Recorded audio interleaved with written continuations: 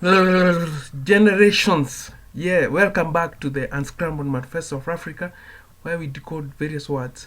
And today we are going to look at another point in the 40 points, and that is generations, or should I call them gene-rations. And I'll read.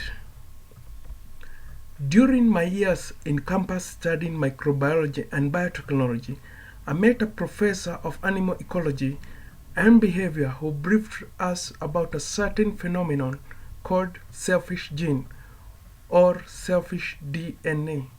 This selfish gene habituates in most organisms and it usually desires to be passed along the lineage of whatever cost, even if it means taking altruistic steps like the risk of the male praying mantis or the male and female king cobras. The desire of this gene is to be passed along to the generations, thus comprising gene rations needed for the survival of the species into the unknown future. Myself, I have done some due diligence to trace my roots, especially on my paternal side and little bit on my maternal side. Such tracing is not appreciated by most Africans, where some believe that doing such a task, and especially documenting your root lineage, means that you are gathering negative energies to terminate your genes, passed to you but not wholly yours, for there is a debt to be repaid and pass the genes along to future generations. Tracing of lineages in most communities remains a taboo. Evolution has never been more real than in modern times, where children are being born with an appetite for technology and they easily develop their lingo skills at a faster rate than the previous generation and even grasp more sophisticated gadgets like smartphones faster than any adult.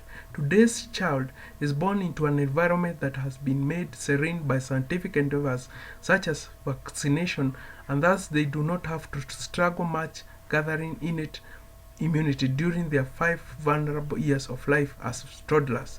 They also are born into an environment that has seen very many nuisance parasites almost eliminated from existence due to the use of chemical control or due to the generous adoption of the use of soaps and detergents that physically eliminate such parasites of yesteryears. It's not a surprise that the average millennial will most probably meet more than 85% of parasites as she or he studies via biological books, for most are already eliminated or alienated far from homesteads. In Africa, we value the wisdom and experience accrued by our old senior citizens. We are happy and comfortable when we are being led by the sharpest or wisest of the old generations, for we know their experience drives them to consider all things with a lens that encompasses very many stages of life. These are likely to lead us into the light more than the young generations who are still rebels and more radicalized to force changes through the chest thumping approach instead of the dialogue approach. It is for these reasons that this manifesto recommends that a president ought to be above 65 years old, but he or she ought to constitute his or her cabinetry, showing the face of the country he or she governs. That is, if the population consists mostly a high percentage of youths, then the cabinetry should reflect that. However, vital portfolios should be entrusted to elderly so that not to cause too much dangerous upheavals of governance.